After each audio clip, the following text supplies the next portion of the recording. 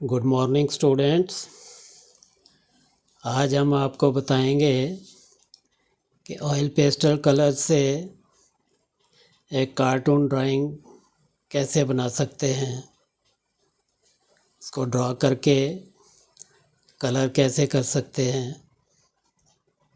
तो ध्यान से देखिए। सबसे पहले हम एक कार्टून ड्रॉ कर लेंगे। मैं जैसे स्केच पेन से ड्रॉ कर रहा हूँ, आप इसे पहले पेंसिल से ड्रॉ कीजिए।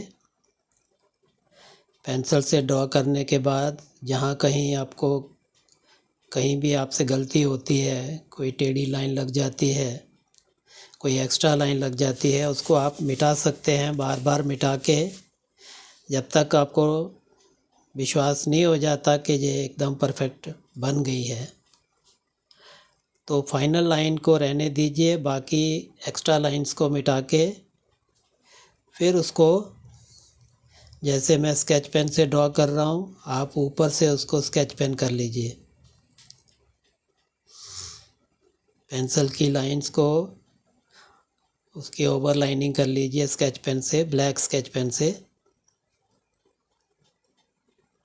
तो स्टेप बाय स्टेप जैसे मैं डायरेक्ट स्केच पेन से ड्रॉ कर रहा हूँ, आप इसी को देखते हुए पेंसिल से ड्रॉ कीजिए।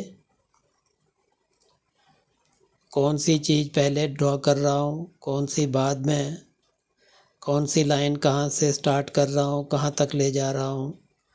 तो इस चीज़ को ध्यान से देख लीजिए। पहले वीडियो को अच्छे ढंग से 1-2 बार देख लीजिए। ठीक ढंग से समझकर उसके बाद फिर आप अपने ड्राइंग पैड पर ड्रॉ करना शुरू कीजिए। और पेंटिंग का काम, ड्राइंग का काम जब भी आप करना चाहें उसी समय कीजिए जब आप बाकी सारे काम से फ्री हों। यानी कि बाकी जितने भी सब्जेक्ट्स हैं आपके स्कूल के, जो भी होमवर्क आपको मिले हुए हैं, हर सब्जेक्ट टीचर ने आपको होमवर्क भी दिया है, लर्न करने के लिए भी काम दिया है। वो सारा काम जब आपका हो जाता है और ऐसे समय में जब आप फ्री हैं, उस समय, क्योंकि उस समय जब कोई काम नहीं होता तो मन जो है वो व्यर्थ के कामों में बिज़ी होना चाहता है। इसलिए कहा जाता है ना, खाली दिमाग शैतान का घर। तो जब दिमाग खाली हो जाता है तो फिर शैतानियाँ ही सूझती हैं। कभी टीवी ऑन कर लेंगे, कुछ भी उसमें देखते झांकते रहेंगे, कभी पेरेंट्स से मोबाइल ले लेंगे तो मोबाइल में कुछ गेम्स वगैरह फालतू इधर उधर टाइम वेस्ट करेंगे। तो ऐसे में यदि आपके पास जब समय है तो उस समय आप ये काम कीजिए। बाकी सब्जेक्ट्स का काम करने से जो थकावट हो चुकी होगी, ये काम करने से वो थकावट कम हो जाएगी। आप फिर से रिचार्ज हो जाएंगे दूसरे दिन के लिए, या नेक्स्ट टाइम जब आपको कुछ पढ़ना है, किसी सब्जेक्ट को लर्न करना है, कोई एक्स्ट्रा काम करना है, तो आप चार्ज हुए होंगे। इस काम से थकावट नहीं होती है, क्योंकि जब आप फ्री हैं इस काम से खुशी होती है, आनंद आता है। चाहे आप कैसा भी ड्रॉ करेंगे, खुद ड्रॉ करेंगे तो खुद की हुई ड्राइंग, अपने हाथ की अपनी क्रिएशन सबको पसंद होती है। अपनी क्रिएशन को देखकर सबको खुशी होती है। तो इसलिए कुछ भी कैसा भी ड्रॉ आप करते हैं तो उससे आपको खुशी की प्राप्ति होती है। खुशी एक ऐसी एनर्जी है, ऐसी शक्ति है, ऐसी मन की खुराक है जिसके लिए कहा गया है कि खुशी जैसी कोई खुराक नहीं। तो ये काम एक तो आप करेंगे भी खुशी खुशी से करेंगे, और उससे प्राप्ति भी खुशी की होगी। यानी कि काम करते हुए भी खुशी और काम कर लेने के बाद भी खुशी की प्राप्ति, तो फ़ायदा ही फ़ायदा है ना। आपके एक्टिविटी सब्जेक्ट जितने भी हैं उनसे आप चार्ज होते हैं, तो आपको खुशी मिलती है। इसलिए ड्राइंग सब्जेक्ट को ऐसे ऑर्डिनरी नहीं लेना है कि हाँ इससे हमें क्या फ़ायदा, बड़े होकर हमने कौन सा कोई आर्टिस्ट बनना है। आर्टिस्ट भले नहीं बनना है, मगर कुछ भी बनना होगा तो आर्ट की आवश्यकता आपको रहेगी हर फील्ड में। आर्ट की नॉलेज आपको हर फील्ड में चाहिए। नर्सरी का बच्चा ABC लिखना सीखता है तो उसमें भी आर्ट है। ए की ड्राइंग बनाने में भी ए जब आप ड्रॉ करते थे तो ए भी तो एक ड्राइंग है ना। ABC अलग अलग ड्राइंग्स हैं ये। तो ड्राइंग तो आपको स्कूल जाते ही शुरू हो जाती है। जिसकी ड्राइंग अच्छी होती है उसकी ABC अच्छी होती है, उसका का खा गा हर लेटर बहुत सुंदर बनता है। तो इसलिए कहीं भी कुछ भी संसार में कुछ भी बनता है तो वो उसकी पहले ड्राइंग ही बनती है। बड़ी बड़ी कोठियाँ, मकान, गाड़ियाँ, कुछ भी बनता है, गाड़ी ही बनती है। आप कहेंगे गाड़ी तो फैक्ट्री में बनती है, मगर उसकी पहले कागज़ पर ड्राइंग ही बनती है। ड्राइंग बनने के बाद ही उस पर एक्चुअल वर्क स्टार्ट होता है फैक्ट्री में। तो इसलिए ड्राइंग सब्जेक्ट बहुत ज़रूरी है।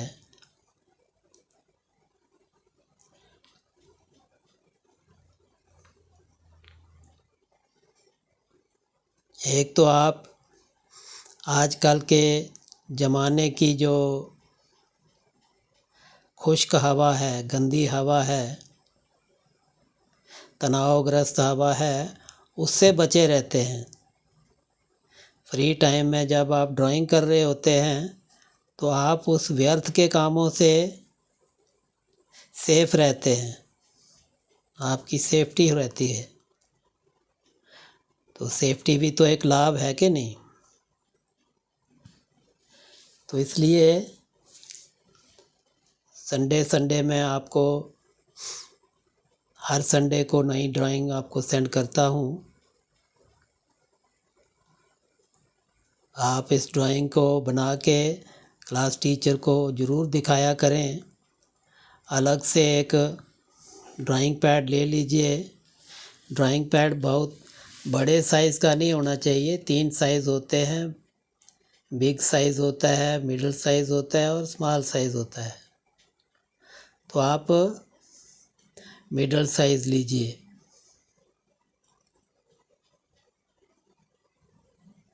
बहुत बड़े साइज़ की एक तो वो आपके स्कूल बैग में भी नहीं आती है।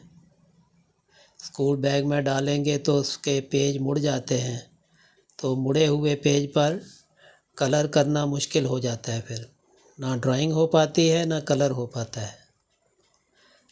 तो उतने ही साइज़ का ड्राइंग पैड लीजिए जो आपके स्कूल बैग में इजीली समा सके। छोटे बच्चे तो एकदम छोटा साइज़ जो है वो ले सकते हैं, बाकी सभी 12th क्लास तक भी मिडिल साइज़ ही लें तो ठीक रहेगा।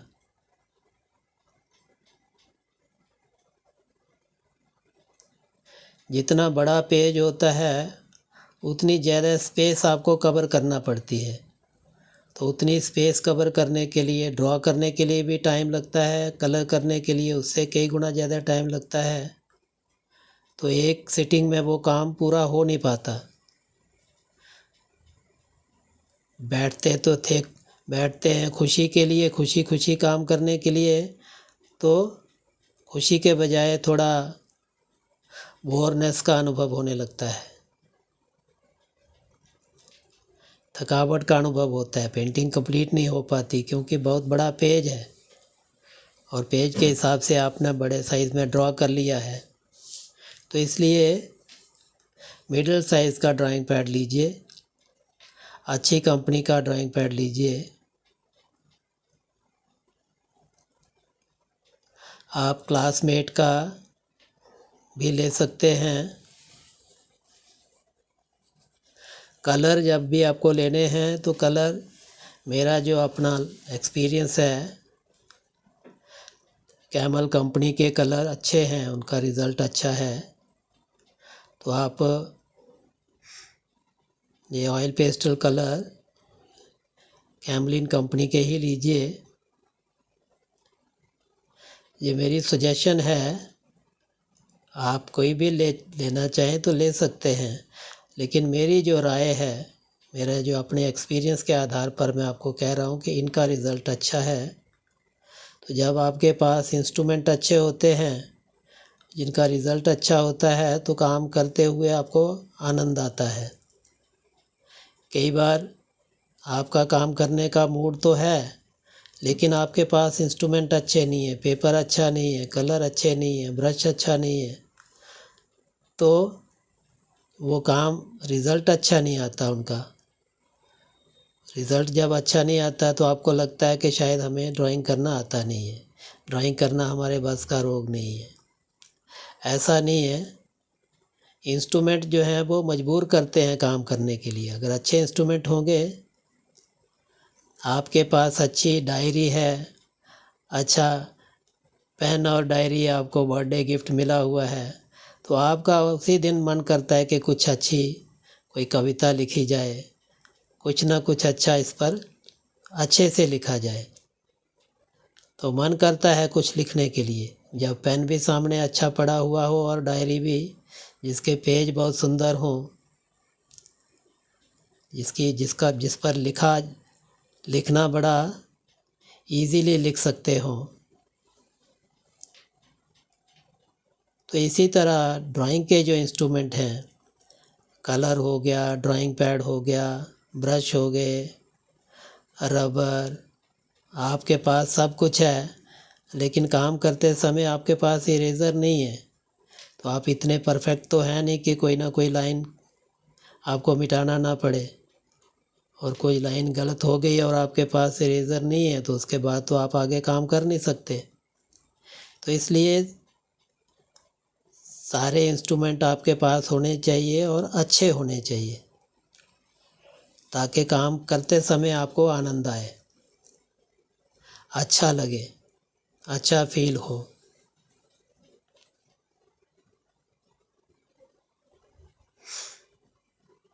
तो काम करने के बाद अपने क्लास टीचर को ज़रूर दिखाया करें। और मेरा फ़ोन नंबर आपके पास है, आप मुझे भी सेंड कर सकते हैं।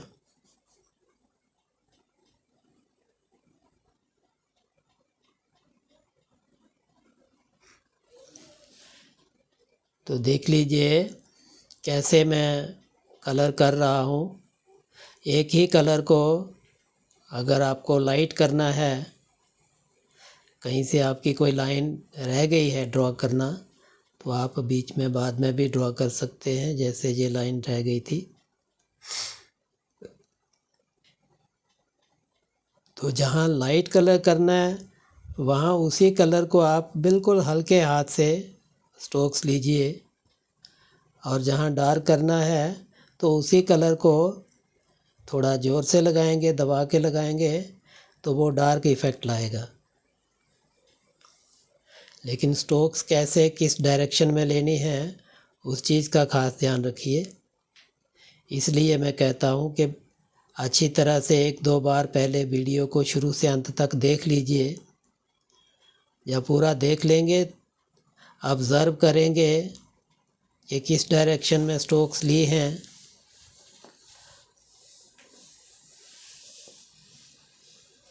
ये कार्टून के मसल्स उभरे हुए आपको दिखेंगे, लाइट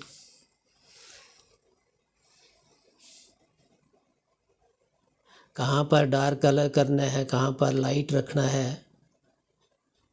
तो लाइट रखने के लिए भी कलर तो करना ही होगा, लेकिन बिल्कुल हल्के हाथ से करना है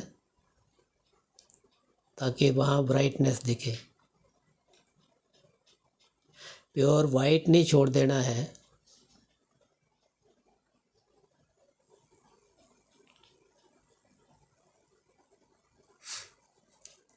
तो स्टेप बाय स्टेप इस चीज़ का ध्यान रखना है कि लाइन के बाहर कलर ना चला जाए।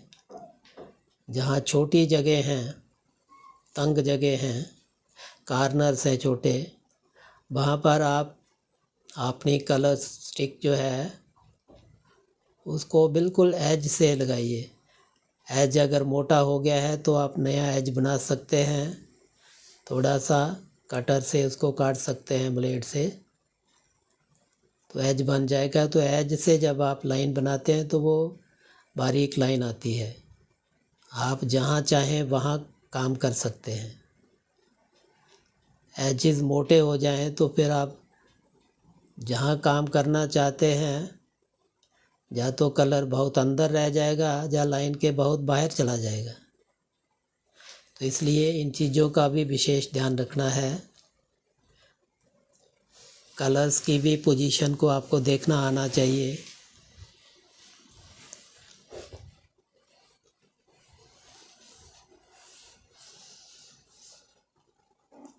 ऑयल पेस्टल कलर के ऊपर जो कवर हैं वो कवर कई बार हट जाते हैं तो कलर मैले हो जाते हैं।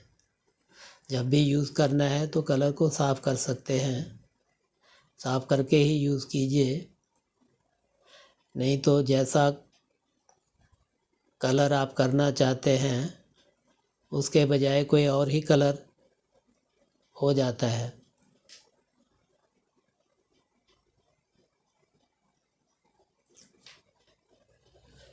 ये देखो बीच में बिल्कुल छोटी छोटी जगह हैं, तो वहाँ बड़ा संभल कर कलर करना है।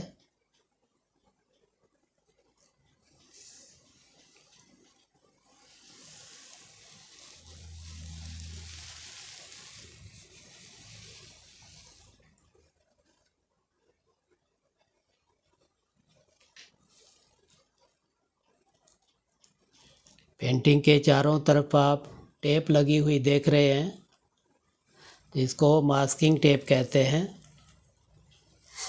मास्किंग टेप कलर को रोकती है। जहाँ जहाँ टेप लगी होगी वहाँ कलर नहीं जाएगा, वाटर कलर भी नहीं जाएगा और ऑयल पेस्टल कलर भी नहीं जाएंगे। तो मास्किंग टेप हटाने के बाद एकदम बॉर्डर अपने आप natural plain border, light border, white colour का बॉर्डर आपको दिखने लगेगा। आप चाहें तो मास्किंग टेप हटाने के बाद ब्लैक स्केच पेन से आउटलाइन लगा सकते हैं।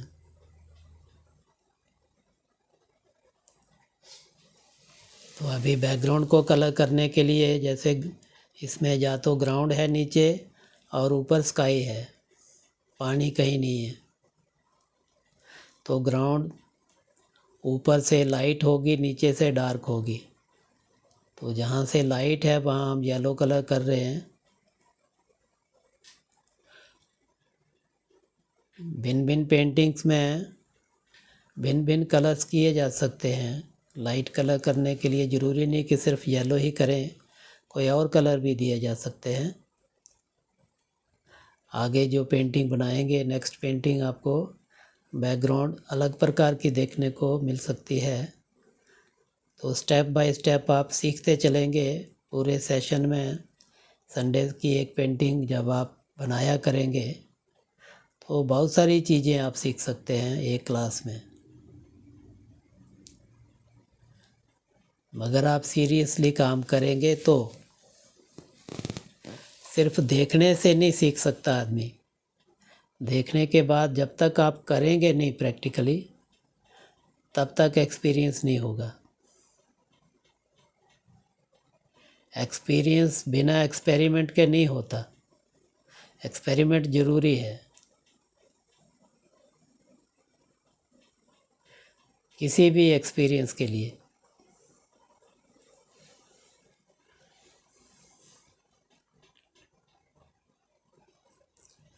तो देखते रहिए कि मैं कलर्स की स्ट्रोक्स किस डायरेक्शन को ले रहा हूँ।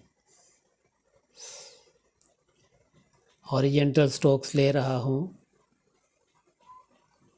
वर्टिकल स्ट्रोक्स नहीं ले रहा हूँ, ग्राउंड में कम से कम। बाकी फिगर्स में तो आपने देखा कि हर तरफ हर प्रकार की स्ट्रोक्स लगाई हैं। यहाँ भी फिगर के साथ साथ जो लाइन लगा रहा हूँ उसको ध्यानपूर्वक लगाने के बाद फिर हॉरिजॉन्टल स्ट्रोक्स लगाएंगे।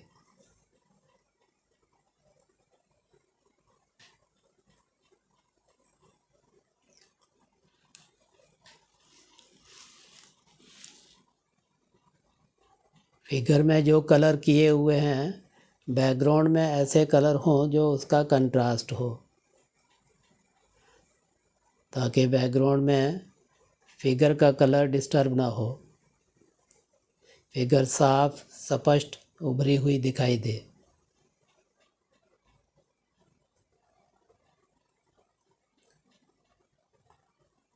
तो स्टेप बाय स्टेप पहले हल्के हाथ से ग्रीन कलर कीजिए,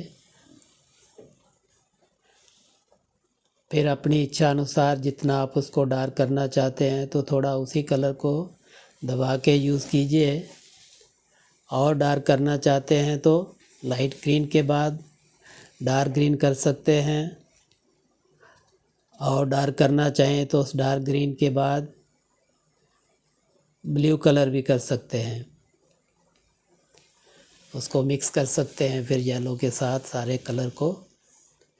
देखिए अभी ऊपर से नीचे पूरा येलो कलर के साथ हम इसको मिक्स कर लेंगे, लेकिन मिक्स करते समय भी स्ट्रोक्स जो है वो हॉरिजॉन्टल ही होंगी, ऊपर नीचे नहीं। तब आपकी ग्राउंड अच्छी दिखेगी, नेचुरल दिखेगी।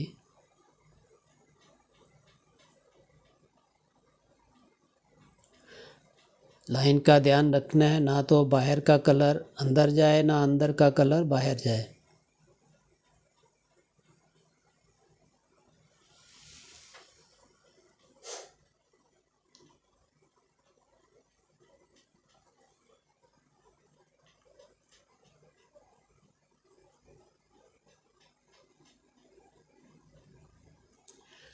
अब पत्थरों को ग्रे कलर कर लेंगे, एक एक पत्थर को अलग से कलर करेंगे। ऐसा नहीं कि दो तीन पत्थर इकट्ठे हैं तो तीनों पर एक ही स्ट्रोक लगा देंगे, एक एक कलर को अलग से कलर कीजिए।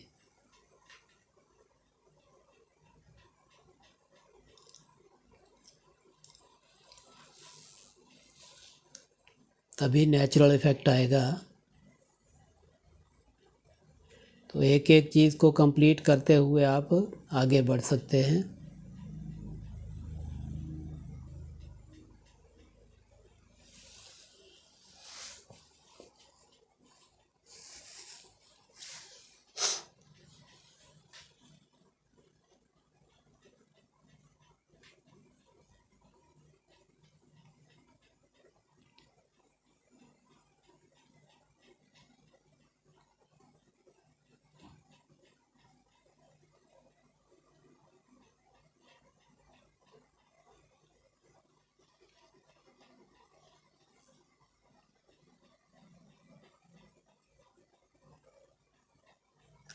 कोशिश करनी है कि वही कलर यूज़ करने हैं जो मैं सजेस्ट कर रहा हूँ।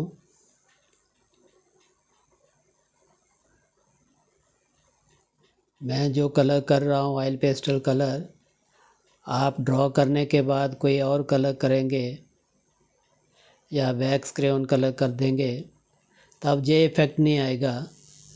कलर तो हो जाएंगे लेकिन ये इफ़ेक्ट नहीं आएगा जैसा इस पेंटिंग में आ रहा है। वो बहुत सारे बच्चे जो दूर दराज के हैं, पहाड़ी एरियाज़ में जो बच्चे स्कूलों में पढ़ते हैं, वहाँ ये कलर इजीली नहीं भी मिल सकते हैं।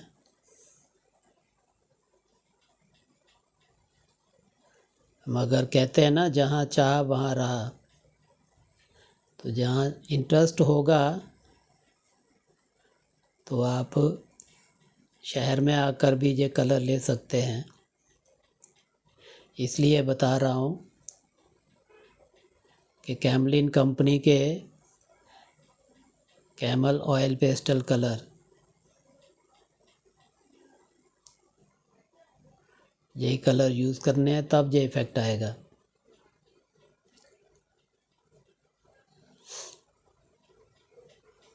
गांव में रंगों के नाम पर किसी भी कंपनी के हल्के कलर आपको मिल सकते हैं, लेकिन उनका रिज़ल्ट इतना अच्छा नहीं आएगा। इसलिए पहले भी जैसे कहा कि आपके पास इंस्ट्रूमेंट अच्छे होने चाहिए। इंस्ट्रूमेंट कलर काम करने के लिए मजबूर करते हैं। अच्छे इंस्ट्रूमेंट आपके सामने पड़े हों, किसी म्यूज़िशियन के सामने अच्छा हारमोनियम, अच्छा तबला पड़ा हो, लाइट भी हो, लाइट सिस्टम भी हो, साउंड सिस्टम भी सब हो, तो वो बजाए बिना रह नहीं पाएगा, गाए बिना रह नहीं पाएगा। आपके पास अच्छा मटेरियल है, ड्राइंग पैड अच्छा है, साफ़ सुथरा है, कलर भी हैं, पेंसिल भी है, इरेज़र भी है,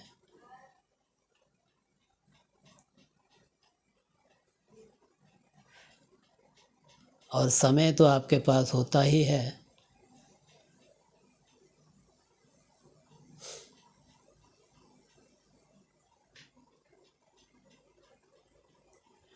क्योंकि बच्चों को और तो कोई काम होता नहीं, खाना पीना, खेलना और पढ़ना।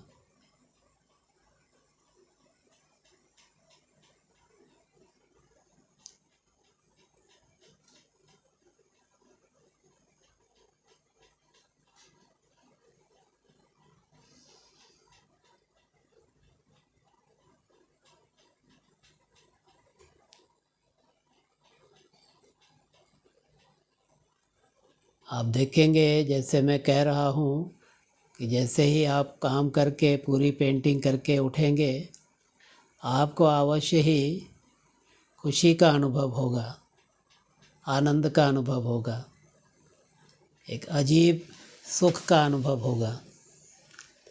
मूड बदल जाएगा, मूड अच्छा हो जाएगा, आप रिचार्ज हो जाएंगे। जो सब्जेक्ट आपको मुश्किल लगता है, उस सब्जेक्ट को भी आप पढ़ना चाहेंगे, उसमें भी आपका मन लगेगा, क्योंकि आप चार्ज हो चुके होंगे।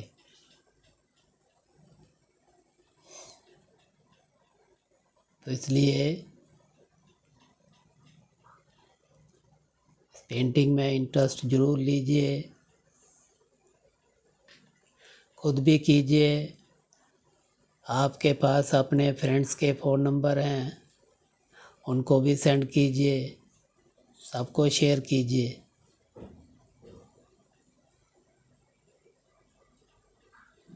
और मेरे इस चैनल को सब्सक्राइब ज़रूर कर लीजिए,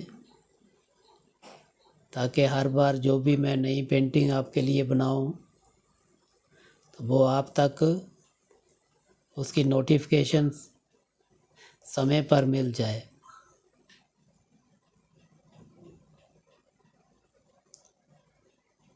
आप में से बहुतों ने तो किया है, लेकिन आपके फ्रेंड्स में से बहुतों ने अभी तक नहीं भी किया है, तो उनको भी याद दिलाना है, उनको भी ये शेयर करना है।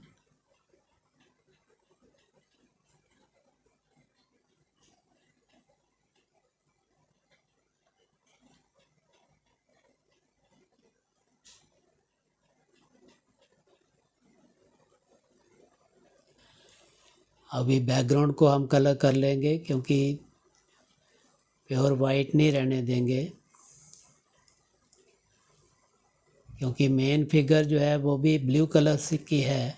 तो स्काई में हम ब्लू कलर करेंगे तो सही, दूर दूर ब्लू कलर करेंगे, थोड़ा डार्क कर लेंगे, लेकिन जैसे जैसे फिगर के पास आएंगे नीचे तो हल्का ब्लू कलर करेंगे, हल्का स्काई कलर, थोड़ा हल्के हाथ से लगाएंगे, कोई अलग कलर नहीं है, हल्का स्काई, उसी कलर को हल्के हाथ से लगाएंगे तो वो हल्का दिखेगा, लाइट दिखेगा। उसी कलर को थोड़ा दबा के लगाएंगे, ज़ोर से लगाएंगे तो वो डार्क दिखेगा। आप देख रहे हैं ऊपर से नीचे तक मैंने कलर किया है, ऊपर डार्क है और नीचे लाइट है। लेकिन स्ट्रोक्स आपको हॉरिजॉन्टल स्ट्रोक्स ही लेने हैं, जैसे मैं ले रहा हूँ राइट से लेफ़्ट, लेफ़्ट से राइट। तो नीचे नीचे लाइट रहने देना है कलर, बिल्कुल आहिस्ते, कम प्रेशर से।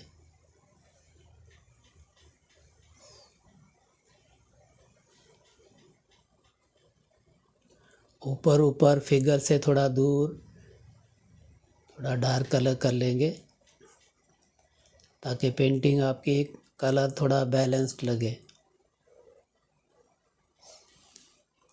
आप चाहें तो मास्किंग टेप हटाने के बाद इसको ब्लैक स्केच पेन से आउटलाइन कर सकते हैं।